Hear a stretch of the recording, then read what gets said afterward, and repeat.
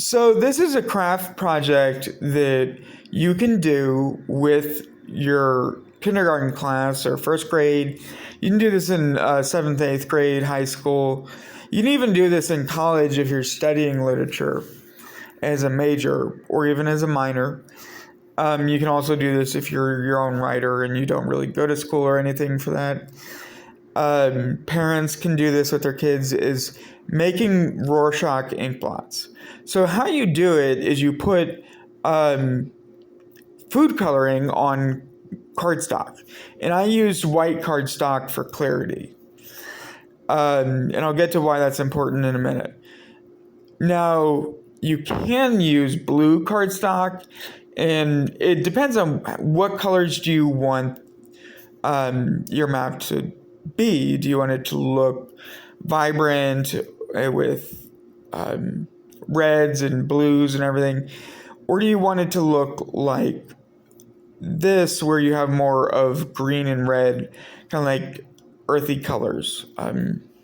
So you're going to take food coloring and put food coloring, just a couple drops of different things over the white cardstock, and you're going to fold it so that it's semi-symmetrical, but there will be differences on the different sides. And those differences give the map a realistic look because landmasses, in a lot of ways, look asymmetrical on a map. So what's really creative about this is that they can draw sea monsters on it and create a scale, learn how to build and write maps, the most basic form. But they get to make up the locations just like a map near the index in a fantasy novel. So if you have young authors or writers and you want to teach these people to write books, this is one of the ways that you can do it. But it's even more so useful in verbal storytelling and helping them to learn to speak. And so they can learn to make up the story as they go and improv. And so I'm sure if you got the permission of the parents, this would be a really cool video that you could put on YouTube if you wanted. So, like, for instance, you teach them how to mark landmarks, create different symbols to represent things like a waterfall or a Capitol building or capital city.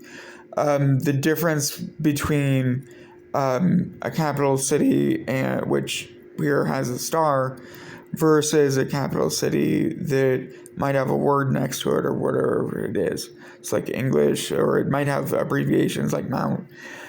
So when you are doing this, they can also add things like sea monsters at the edge of the map, or Fart Mountain, or whatever it might be, or giant falls.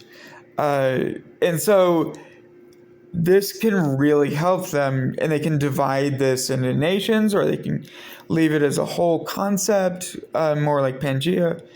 And the cool thing about it is that you can get them up there on recording, and this is probably a great gift for parents to look at, too, is to see how their kids are progressing, and one of the ways that you're teaching them confidence. So essentially, at an older grade, you would write or type these stories. But at a younger grade, you can teach people to verbalize the stories.